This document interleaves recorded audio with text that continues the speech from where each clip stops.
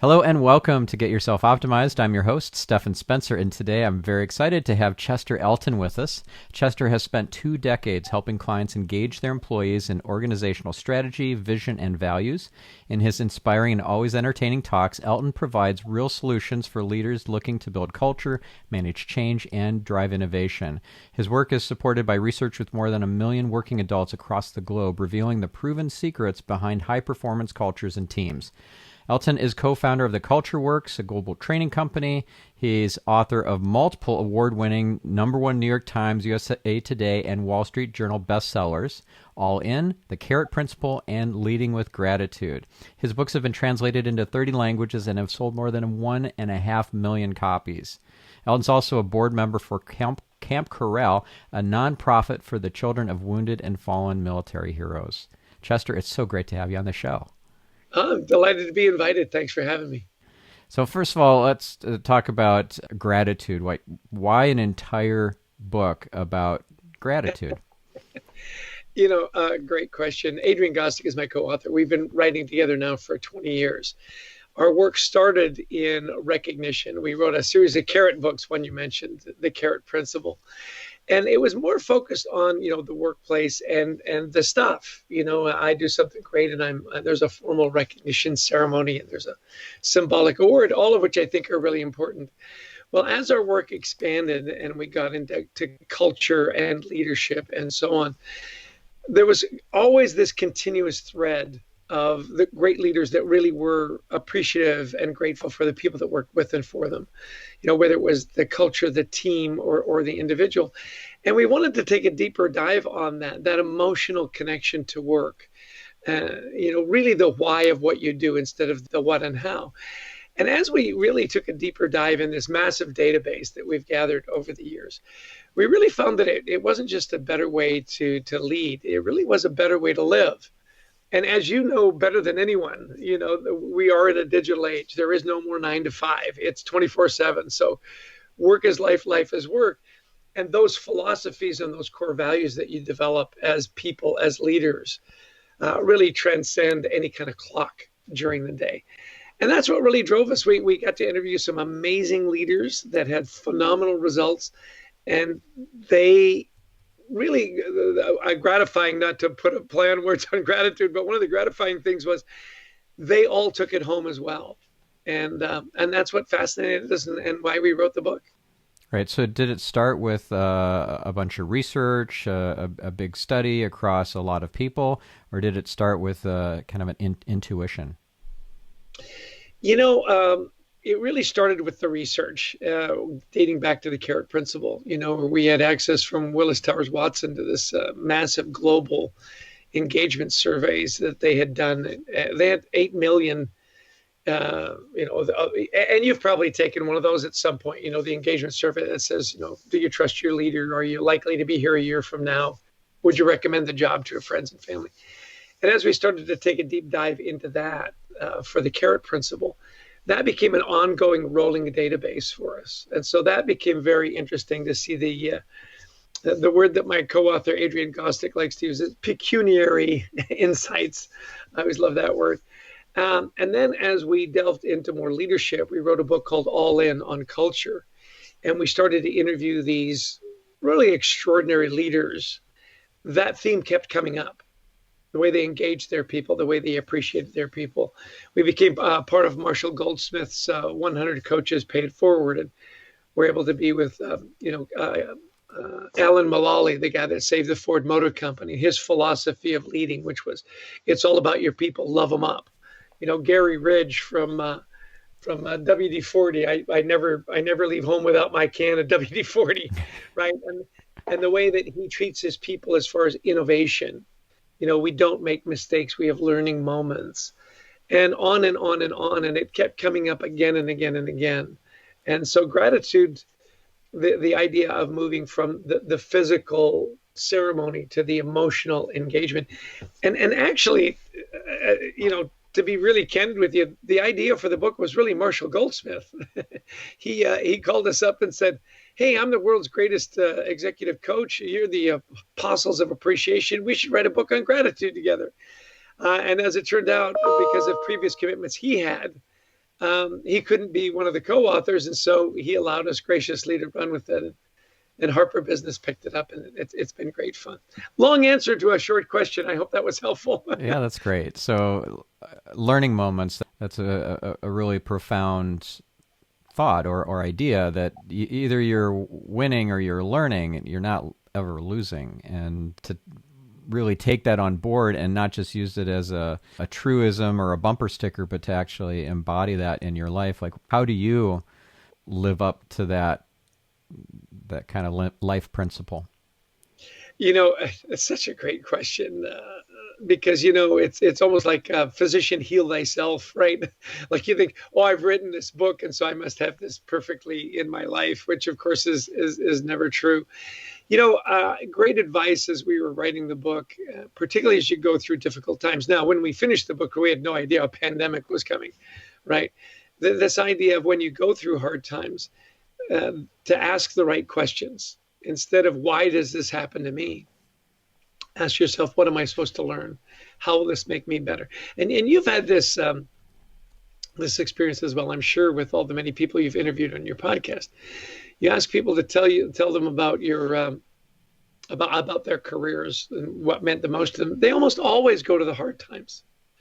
When they were this close to going bankrupt, or they pawned their wife's engagement ring to make payroll. And why do they do that? Because that's when they really grew. That's when they really found out who they are. I back to WD-40. It's really interesting. Do you know what WD-40 stands for, by the way? I didn't until just recently, and I forgot it. I should have used like one of the memory palace concepts or something to retain that, but I didn't feel like I needed that. So I let it go. But I think it was the same metal meeting where you spoke, where that was brought up. So it's yeah, it could have been. It's water displacement 40th formula. Right.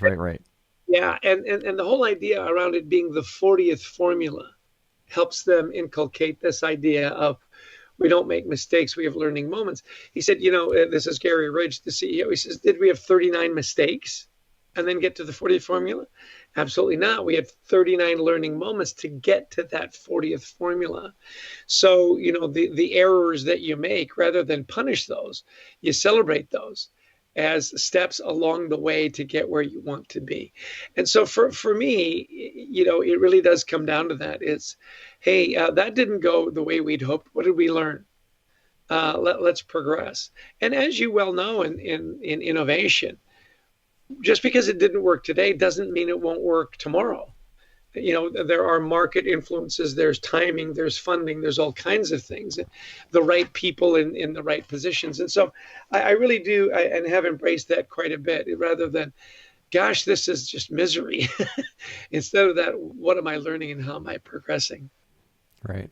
So what would be something that's been a recent breakthrough for you, like let's say during the pandemic? Like, what has been a pivotal, maybe even transformational moment for you, where something shifted? Boy, Stephan, you ask deep questions. I think during the pandemic, a real pivotal thing for me, most of our business, is writing, researching, and speaking at conferences. And of course, that was completely shut down, and we went virtual and we went digital. And all of a sudden, I found myself spending a lot more time at home. And one of the transformational things for me was really to become a much better listener. It's funny, when you're on stage all the time and you're speaking, it's very easy to fall in love with the sound of your own voice, right? And so, I'm the speaker. People are listening to me, and therefore I should continue to speak a lot. And I think one of the real breakthroughs for me was to really, and in my personal life especially, to really listen, and not to worry about what I was about to say, and really listen to what people were saying. It really calmed down things for me. As most people, I got very anxious very quickly when what was going to be a banner year all of a sudden disappeared in a matter of 2 weeks. And so that was really pivotal for me, and a really good moment to reconnect with my family. I had a son that graduated from Pittsburgh with a dual master's and has had a really tough time finding the work that he is educated to do. And so being really, really patient and listening and present for my family has been really great. It's been really great. That's awesome. So listening and presence are really intertwined or almost synonymous with each other, aren't they? They really are. And I have to remind myself of it every day. By the way, it's easy to slip back into what I'm doing is the most important thing. Wait at the door. I'll get to you when I get to you. So yeah, it's a constant reminder. Yeah. In fact, for me, I made a reminder for myself. I was at the Abundance 360 conference, and the folks who make these bracelets that you can choose a word. They're like intention bracelets. And whatever word you choose, that's something that you want to become more of, or you want to be reminded of, or just helps you to center around that. And for me, I chose the word presence because, excellent. Yeah, the reason for me wasn't because I'm always present. It's because I am not always present, and I want to be more present. I want to be 100% present for my wife, for my little baby, for my family and friends, and not distracted, not somewhere else thinking about something, that's later on in the day. Or we oftentimes, at least speaking for myself, will be physically present in a space or with loved ones, but then my mind will be elsewhere, thinking about work, for example. And when I'm at work, I won't be fully present, fully immersed in work. I'll be thinking about, what's next? Or, boy, I wish I could be out with my family on that walk that they were just taking. So, yeah. I married very well. We've been happily married for 37 years now. And wow. Congratulations. That's amazing. Thank you very much. Yeah, the best sale I ever made, right? It's interesting because I'll go for a walk with my wife and I will get distracted thinking about when I get back, what do I have to do? And my wife's very good about calling me out. She'll say, Chester, when I talk to you and you don't respond, it makes me feel like you don't value our time together. And those moments really snap you back because you say, gosh, if there's one person in my life that I want to make sure is always valued, it's you. But let me ask you a question. Your little baby, how old's your baby? 15 months. 15 months. How does, when you hold your baby, does that make you very present? Absolutely. Yeah. Isn't it interesting how our children are our greatest educators? We have 4 children. And I remember those moments like they were yesterday. When you look into that child's eyes, you can't help but be anything but present. Isn't that right? Yeah. Yeah. And his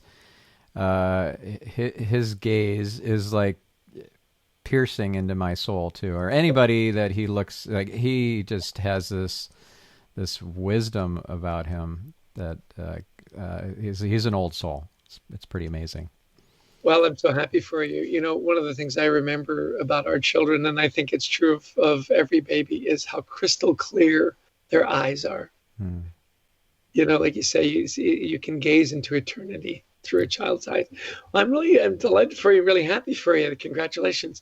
Or as you would say where you are, mazel tov. Thank you.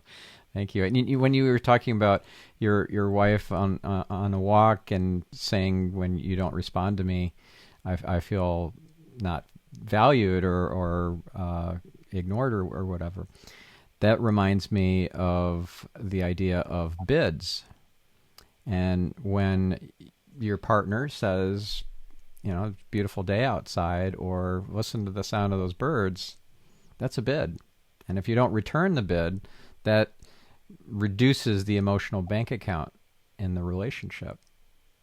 And yeah, absolutely. Couldn't agree more. That's an exchange. And it's common courtesy, right? When someone asks you a question or talks to you, that you respond. And isn't it interesting? And I think this is part of our digital lives, that when somebody texts you or emails you or whatever, you can respond whenever. You don't have to respond immediately. And I think sometimes that bleeds over into our personal lives. You go, well, I kind of heard you. I'm just not going to respond now. Whereas when you are physically present with someone, of course, it's important to respond right now. They're talking to you right now. And I think we overthink our lives sometimes. We translate digital to corporal, and it's not good. Yeah. Yeah. It was in Dr. John Gottman's research that he found that the thing that kept couples together the longest was the bids and returning those bids.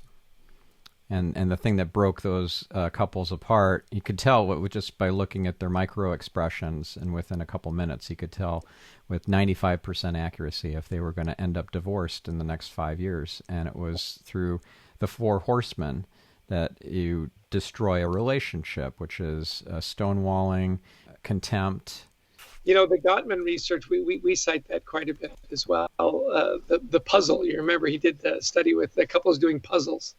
Right. And he recorded their positive to negative interaction. And to your point, if the positive to negative was about 1-to-1, he could predict, a divorce. If it were at least 4-to-1, 5-to-1, then that was a healthy relationship. And we teach that very much in our Leading with Gratitude. We had a wonderful leader that we were introduced to in the Avis budget system, a manager in Dallas, Texas. And the way that he kept his ratio in a really healthy, dynamic was to put 10 coins in his left pocket every morning and set a goal to have 10 positive interactions with his people every day. And he track it by moving a penny from his left pocket to his right pocket. He was really interesting. As we were interviewing him for the book, we were having lunch with him. And he said, excuse me, it's already 12:30 and I still have 8 coins in my left pocket. I'm not doing my job, which that intentionality and that discipline was wonderful to see. So that, as he showed up as a leader, as he showed up as the guy, right, that his people were very receptive to him because he was not just looking for things to correct, pointing out all the mistakes. He was also very quick to point out all the good things that were happening and build up that bank. To your point, those bids, right? So that when he had to have tough conversations, people were very open to his coaching because he wasn't just the guy saying, hey, this is what you're doing wrong. Hey, you could have done that better. So I love this idea, too, of being very intentional and being very disciplined around that whole study. What is my ratio? Am I always the one that's criticizing? Or am I the one that's also building people up? Yeah. Yeah, so I recall now with some help from Google what those 4 horsemen are: criticism, contempt, defensiveness, and stonewalling. Yeah, and one thing that I thought of when you were describing this guy who has 10 pennies in his pocket is not only did he have the intentionality and the desire to do this, but he also had a simple prompt or cue that helped him to stay accountable to himself throughout the day. Because every time he reached into his pocket, he'd be like, oh yeah, that's right, I have those pennies in there. Or maybe he even felt the pennies jiggling around in his pocket as he walked around. So he'd get these constant reminders that would help him to trigger the behavior that he was after. Pretty cool. Yeah, and I love that word trigger. What are the triggers? One of the triggers that my wife and I have at the end of the day, and we're pretty good about doing it almost every day, is we say, what are your 3? What are 3 things you're grateful for today? It's a wonderful practice to end your day on a positive note. Grateful that we're back home. We just were out in California with family for a little while. Now we're sequestering back in New Jersey as the pandemic is blowing up. But the idea that it was an easy trip, that people around us were careful, that the airline and the attendants were they were disciplined in keeping themselves and everyone else safe. That it was great to be back home with our family, and that it didn't snow. The weather was cold but clear, and that's a wonderful trigger and a wonderful discipline to end your day on a really positive note. And research has shown that it relaxes your mind, it relaxes your blood pressure, you sleep a little better, you deepen relationships. And for my wife and I, it's just a wonderful trigger to deepen our relationship, to remember that even in these extraordinarily difficult times, that there's much to be grateful for. Yeah. Yeah. It gets you into your parasympathetic nervous system instead of the sympathetic, which is the fight or flight, which is really, really helpful. And are those three things of gratitude usually for you and your wife about external environmental things, or is it more about your relationship or the other person? I'm curious because I actually do three appreciations most every night, not every night, but with my wife. And they're about appreciations of each other. And I learned this from Harville Hendricks, who wrote Getting the Love You Want, and who's the creator of Imago Couples Therapy. Amazing human. He was a guest on this podcast. And he described how he and his wife had been doing this practice of at least three appreciations of each other at the end of the day, last thing they'd do before going to sleep, for 18 years without missing a single day. Wow. Yeah. Wow. Ours really is a bit of a combination, although I will say it's mostly external. It's what we're grateful for today, and usually it's about other people. But you know what? That's a great tip. I'm going to incorporate that. What do I appreciate about you today? What did I love about you today? I can see how that would be very powerful. Yeah, it definitely feeds the relationship bank account. Yeah, it's a beautiful thing. Yeah. And it's so simple. It also crowds out the complaints and the practicalities of, oh, can you pick up the milk tomorrow or whatever. It's end on a high note with that person, and it helps you too to ground yourself and see the positive, because even when you argue or you have a fight, you got a life partner that you're with, and you owe it to that person to be your best. Exactly. It was interesting in the way we concluded the book, Leading with Gratitude, was all about a grateful life, living a grateful life. I mentioned that the leaders that we interviewed, all had personal practices of gratitude, which was really affirming. Dave Kirpin, a good friend of ours who has a digital advertising agency in New York, talked about how he, with his family at dinner, was able to put together this kind of discipline, this trigger. He said, we try to have dinner as a family as often as we can, and as your son gets older and you have more children, you'll have this experience without question. They come to the table and you'll say, "Hey, how was school?" And they say, "Fine." Say, "What did you learn?" "Nothing." It's these one-word answers, right? So he said we decided we would change the dynamic, and everyone had to come to the table with the ability to answer three key questions. It's a little bit of a combination of what we've just talked about. So the first one is, tell me about the best part of your day. What was the best part of your day? So you get to brag about, something great that happened, right? Secondly is, tell me about someone you're grateful for who's not at the table. Maybe a teacher or a coach or a friend, right? And then the third one, again, when you get more personal, and tell me something you're grateful for about someone at the table who hasn't been thanked yet. And he said, initially the kids were like, come on, Dad, you're always doing these crazy things. He says, I knew it caught on when they would invite a friend to dinner and I could hear them talking. Say, now at dinner, you have to answer three questions. Okay, don't embarrass me. Have good answers, right? Like, what's the best part of your day? And that's the external and the internal, right? About my day, about someone that influenced my life and someone in the family for whom you're grateful. And it was just a lovely practice that we included. Then we had a baker's dozen of them, different things that different leaders shared with us as to their best practices at home. And it really was lovely. Oh, that's great. So have you taken any of those practices on board and implemented them in your life? Absolutely. One that I loved and I think has become even more important is at the end of the day, my co-author, Adrian Gostick, and I, we're also executive coaches. We do a fair amount of executive coaching. And one of the things that can become very prevalent, particularly with hard charging and high potential leaders, is this idea that they leave their best selves at work. that they're so engaged and they're so career driven, they forget that when they come home, the reason they're doing all of this is to create a better home life. And they come home exhausted and they've got nothing left to give. Well, with the pandemic and so many people working from home, you don't even have the commute time to decompress, right? Your commute is you open the door. And one of the best practices there was at the end of the day, or you're taking a break and you see someone in your family, be happy to see them. Hmm. Isn't that a simple thing? Just say, hey, it's great to see you. Hey, it's great. My day's over. I've shut down my computer. Tell me about your day. And it's such a simple thing and yet such a powerful thing. Instead of, oh, my day's over. Look, can you just give me an hour to decompress? I'm just going to go, binge watch something on Netflix or something, right?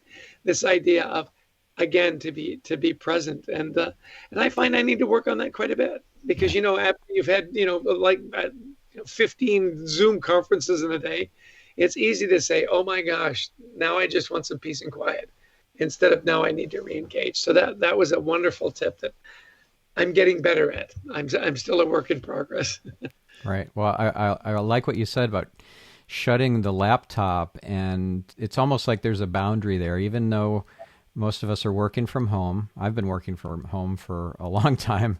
I have a virtual business. So having some boundaries around when you're not at work or not in the work zone is, I think, really important to everybody's mental health and happiness.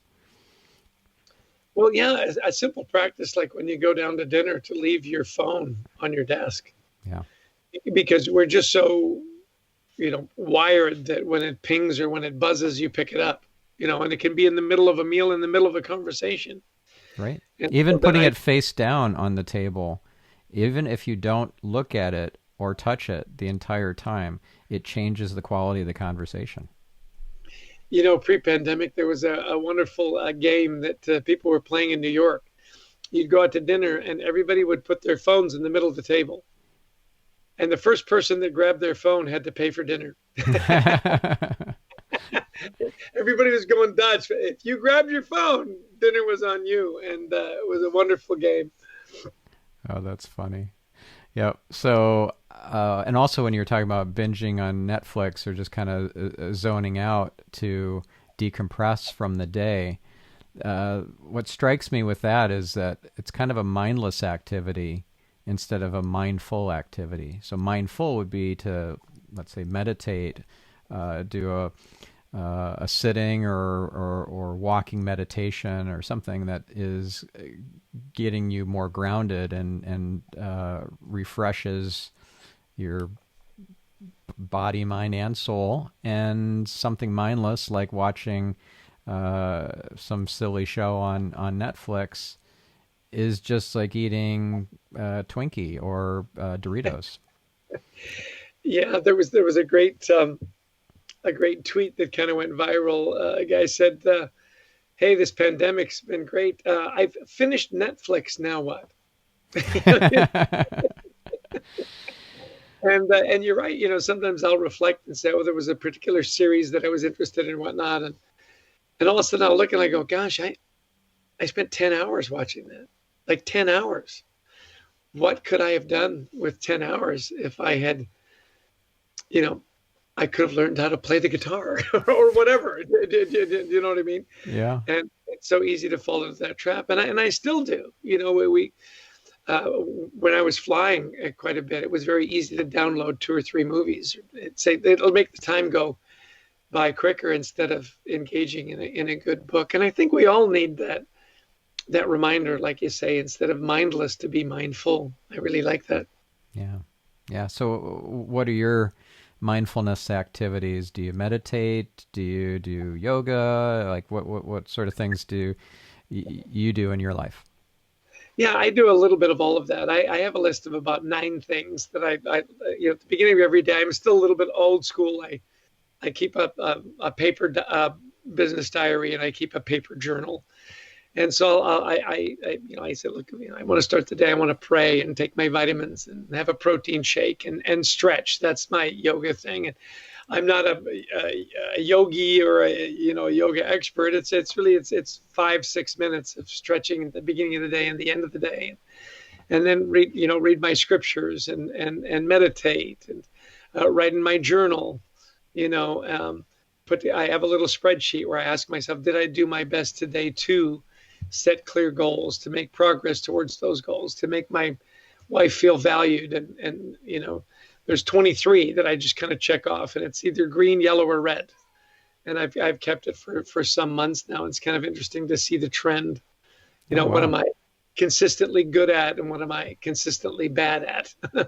And you're keeping this in a physical journal, or you're keeping it in an app, or what? That one's just it's just a spreadsheet. Okay. Yeah, it's just an Excel spreadsheet. And and it's been really interesting to watch that. Did I do my best to be in motion today? Sometimes with the pandemic, sometimes I feel like it's all you can do.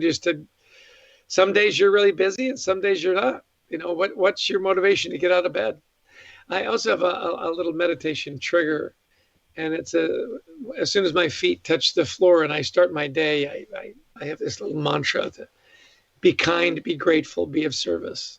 Be kind, be grateful, be of service, and try to take that edge off. That I'm going to lash out, or this should have been done well, or you know what I mean. We can start the day in a critical mindset, or we can start our day in a grateful mindset. And I think grateful is better.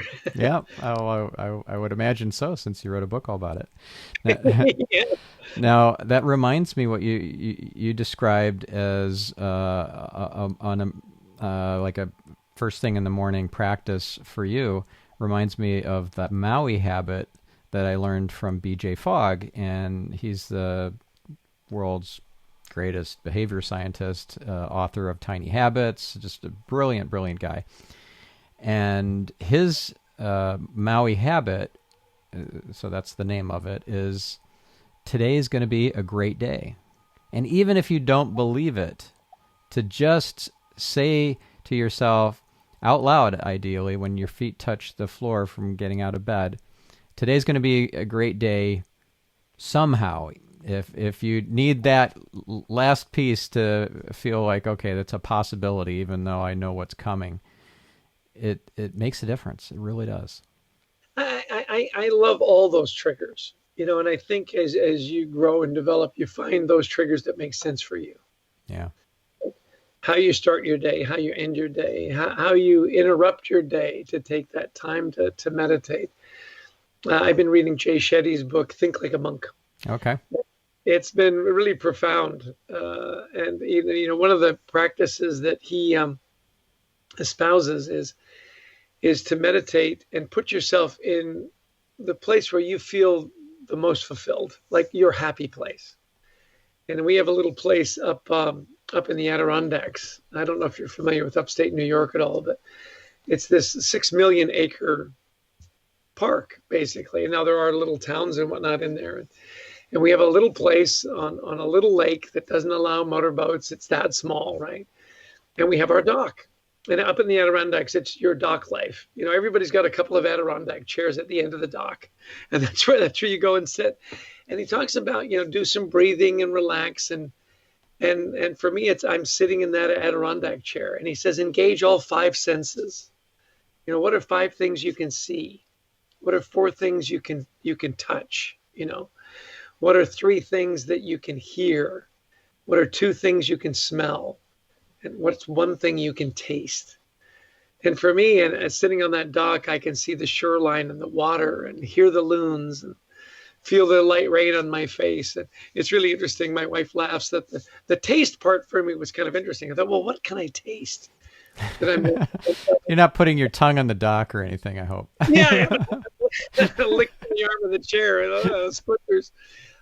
There's a microbrewery in Utica, New York, which is an hour away. And they make the most wonderful root beer.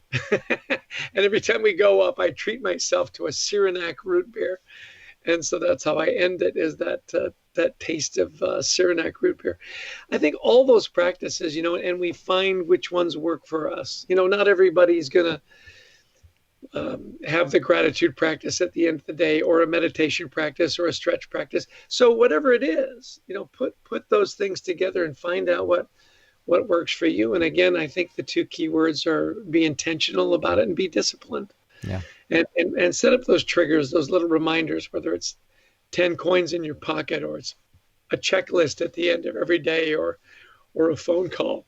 I think all those things are really helpful in leading a more fulfilling life, and a more engaging and more meaningful life. Yeah, beautifully said.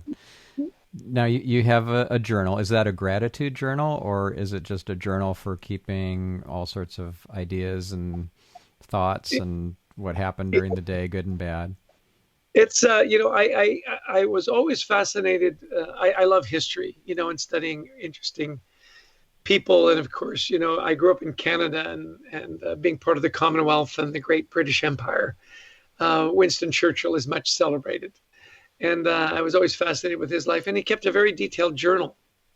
He would write in it every day, his reflections at the end of the day, and his interactions with world leaders and so on. So I have a little gratitude journal that I keep in my physical, daily diary for business. And then I've had a series of, this is the journal that I'm currently writing in.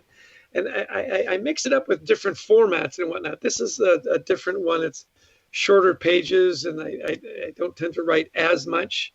And they're a combination of kind of my thoughts and engagements with people, and scrapbooks. I'll put tickets to a hockey game. I grew up in Canada, so hockey is one of my religions. It's not life or death. It's much more important than that, right?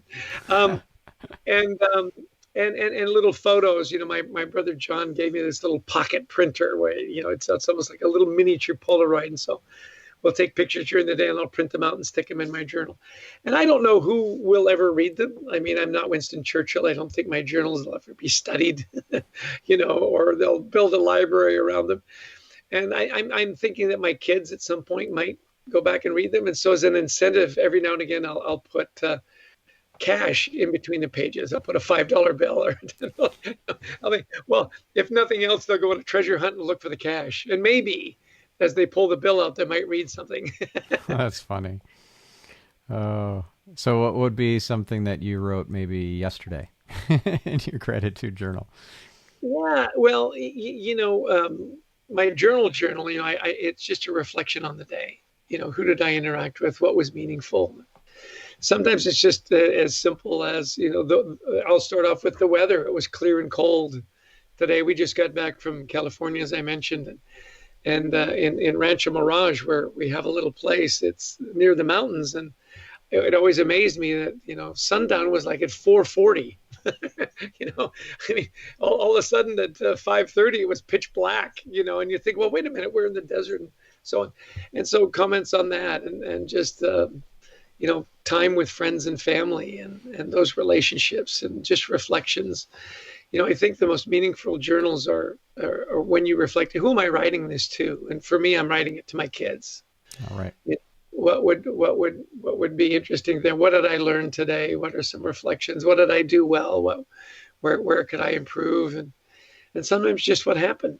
Had a great meal with some old friends, and old friends are the best friends. It's always important to nurture those friendships. So random reflections and whatnot. Again, and I'll often write, I'm not sure if anyone will ever read this. I know it's just important for me to write it today. So what if your journal got scanned and digitized and fed into an AI, and then a version of you after you passed away could interact with the loved ones that are still around? Would that be a good thing, or would that be kind of weird and creepy? Well, I think the important thing that you just described there is that I would be dead and gone. So whatever would happen, I wouldn't be there to be embarrassed. I think those practices of holding up a mirror are really frightening. Who am I really? I mean, I know who I think I am, and I know who I want to be aspirationally. Who am I? And that would be really interesting if my journals came to life. What kind of person would emerge from there. I've never really thought about that. Hopefully, a relatively happy guy. You know, that would be helpful. And yet, we all have our dark times. One of the things that I remember from Winston Churchill's journals is he suffered from depression often. Mm. And he would talk about the black dog. The black dog was back today, and how he had to beat off the black dog. And I've felt like that often, as you go through hard times in relationships. And as your son gets older, I guarantee you'll have those moments where you just reflect and think, oh my gosh, I could have done this so much better. I should have been so much better. And I've often written in my journal, the black dog is back today. And what can I do to make sure that that's not the legacy of today? Mm. That the black dog won. It's that old Native American tale about that we're all born with a good wolf and a bad wolf. The white wolf and the black wolf. And the young warrior asked the chief, he says, well, which wolf wins? And the chief said, whichever one you feed. Yeah. Yeah, I love that. Yeah. Yeah. So when you were talking about looking in the mirror, I was reminded of Louise Hay's mirror work and how she would teach people to look in the mirror and to tell the person in the mirror that they're looking at that I love you. Right. And have you ever tried any of those sorts of exercises? I worked my way through college. I paid my tuition and everything. And the way I did it was I sold books door to door for 3 summers. And it was the best of times and it was the worst of times, right? You want to really learn about persistence and grit, go sell door to door. And it was the Southwestern Book Company in Nashville, Tennessee. And we sold Bibles door to door. And now this is a Canadian kid working in the States down in the Bible Belt, knocking on doors, talking about the Nave's Topical Bible and Study Bible. And we'd have a ritual in the morning. You'd have these affirmations, these positive affirmations. And you talk about the mirror exercise. The thing that we used to do, and I'll still do this from time to time, is they said, go to the mirror, look into the mirror, see yourself and say, you handsome devil, don't you ever die.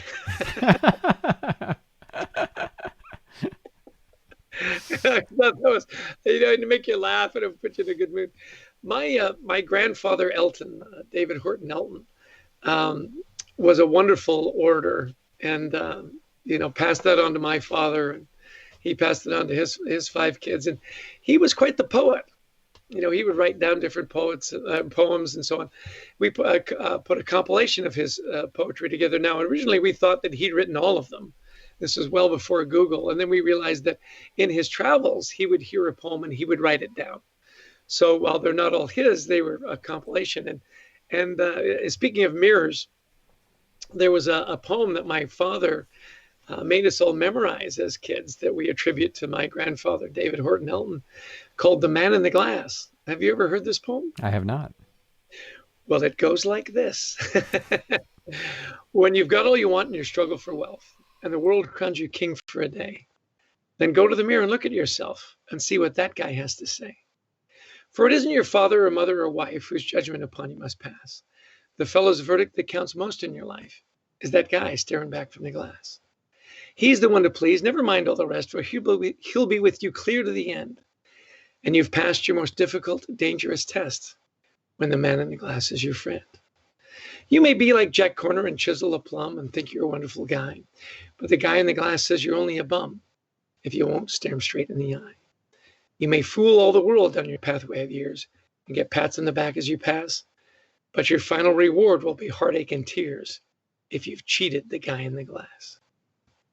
Isn't that beautiful? That is. Wow. And clearly you have that memorized by heart. It's an important poem to you. Yes, it's an important part of our family tradition, actually. Yeah, wow. That self-reflection. And my father was a wonderful teacher. As I learned that when I was probably 6 years old, and I've remembered it. And he would go through and he'd teach us what it all meant, Right. walk us through in the phrasing and so on. Wow, that's really profound for a small child to get that kind of insight on themselves, on human nature, on the meaning of life, to know that you have this inner being that you have to be true to, and that's your responsibility alone. That's profound. Yeah, yeah. I'm one of those really lucky guys that grew up in a ridiculously happy household. Hmm. My dad was our biggest cheerleader, our best friend, and he had a wonderful ability to make you feel great about yourself. It's the old story about being at a cocktail party, and the man and his wife are there, and this is another one of my father's stories, by the way.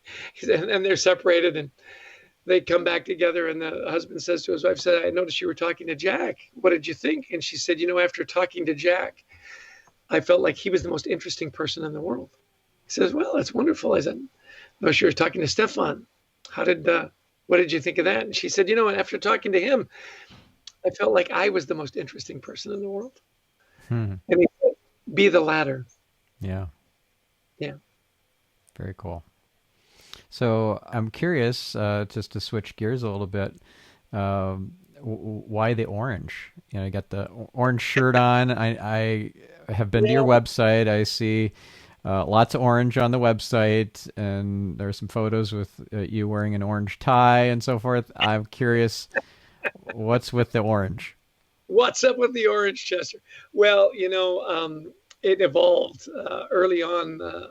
Adrian and I wrote a lot of books around corporate recognition and the carrot principle. We wrote Managing with Carrots, the 24 carrot principle, a carrot a day, the invisible employee, how carrots brings out the best in all of us. And the carrot became our mascot. And carrots, as you well know, are generally orange. We even have a carrot mascot that we give to people as we'd speak. And if you answer the skill testing question, you win the carrot. Right? This is Garrett the carrot. And I'll tell you, it was really funny. And so people started sending me orange things, and orange socks became quite a thing. And I'll never forget, I went to church one Sunday and I had these bright orange socks on. And a friend of mine, and they had 7 girls. And you'd see them in church in the pew, just, stair-stepped up. And the next Sunday, I didn't wear them. And my friend came to me and he said, my daughters were really disappointed in you today. And I said, what do you mean? Like, what did I do? Did I say something? He goes, "You didn't wear your orange socks." And at that moment I went, I'm trapped in a wonderful way. And so, yes, I wear orange every day, whether it's my shoes, my socks, a tie, a pocket square, generally a shirt. I have like 7 of these. People say, "Do you ever wash your shirt?" I go, "Look, I have more than one." My personal hygiene is actually pretty good. And a good friend of ours, Martin Lindstrom, who's this marketing genius, he said, you have some breakables. He talked about things that you will always be known for, and he talks about breakables like the Coke bottle. You can smash a Coke bottle and pick up a shard, and it's a Coke bottle, right? And he said, Chester, for you and Adrian, you have 3 breakables. One is your name. You're known as Gostick and Elton. 2 is the color orange.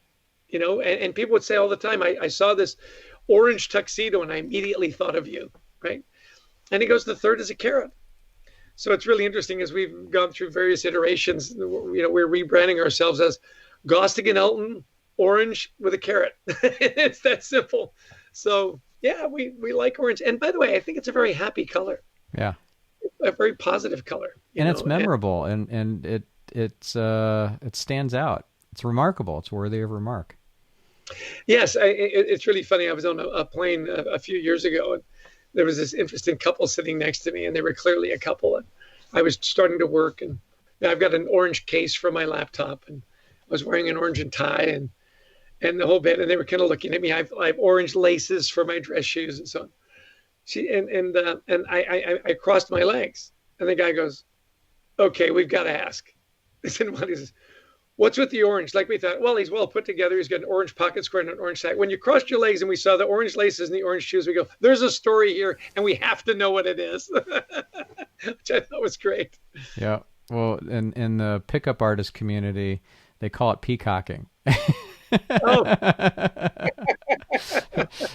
Makes it easy for the other sex to come up and approach you and start a conversation with you because you've got something that intrigues them, makes them want to ask you about it. That's cool. Yeah.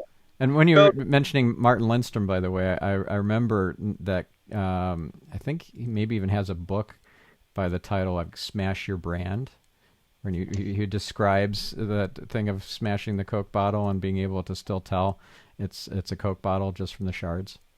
Yeah, he's brilliant. He's got a new book coming out next year. Shoot, I've got it here somewhere. He gave me an advance copy. He's delayed the. He's going to kill me because I can't find it. I'll tell you, he really is wonderful when he talks about the different things that you should do to really. Here it is. I love this. You should get him on your show. I'm not exactly sure when this comes out. It was supposed to come out this year. I think it comes out early next year. It's The Ministry of Common Sense. Ooh, I like that. Yeah, Great title. yeah, it's really good. How to eliminate bureaucratic red tape, bad excuses, and corporate bull, and then it's copied. Martin Lindstrom. Yes, I love Martin. We've become good friends. Whenever Martin talks, I listen. I met him years and years ago. He wouldn't remember me because I was just in the audience, but that was probably in the early 2000s. Yeah, in New Zealand, where I was living at the time. Yeah. He's brilliant. Yep. Well, gosh, this time has just flown by. I know you've got a lot of commitments at the top of the hour, and so I just want to tell you thank you so much for reaching out. I know we were trying to get together last week, and I messed up on the calendar, so thank you for being so forgiving, and I've really enjoyed our time together. Me too. Thank you for. Me too. Yes. Well, thank you for sharing your light in the world and writing about important topics and speaking on stages about things that really matter and not just how to make more money. It's awesome. Well, thank you. You know, I often like to conclude whatever we're talking about with a couple of things. One is, feel free to follow me on LinkedIn. We publish a lot of things for free, and I would love for you to buy our book, Leading with Gratitude. I think it's just got some great tips. But more than anything, though, really passionate about creating great places to work. And Leading with Gratitude does that, where people believe what they do matters, they make a difference. And when they make a difference, you notice it and you celebrate it. And the conclusion to our book is really my favorite part, where you say, look, it's a great way to lead. And we've got all the data to prove it, and the case studies and the tips and the triggers to help you do that. It really just is a better way to live. The people that are grateful for those around them, that are grateful for their circumstances, whether they be good or bad, and what they can learn. Those are people you want to surround yourself with, that build you up and lift you up. And that's why I love your work, with your podcasts and so on. You bring so much positivity to people. You listen to your podcast and you're uplifted. And I think particularly in a world that seems more and more divided, particularly here in the United States, we need people that'll bring people together and celebrate each other in their diversity and their differences, rather than pick at the scabs and be divisive. I always say, look, surround yourself with people that are loving and hopeful, as opposed to those people that rage and those people that instill fear. Love and hope and gratitude. Better way to live. Yep. That's beautiful. All right. Well, thank you, Chester. And for those who want to buy your book or to book a speaking engagement, keynote for you to do, or hire you for executive coaching, where should we send them to? Yeah, thecultureworks.com is our training company.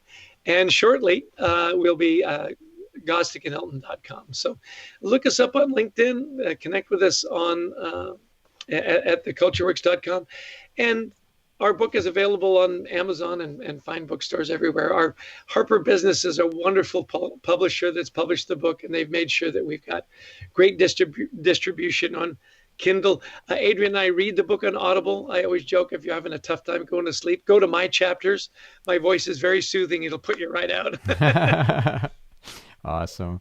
Thank you so much, Chester. And thank you, listener. We'll catch you on the next episode. This is your host, Stephan Spencer, signing off.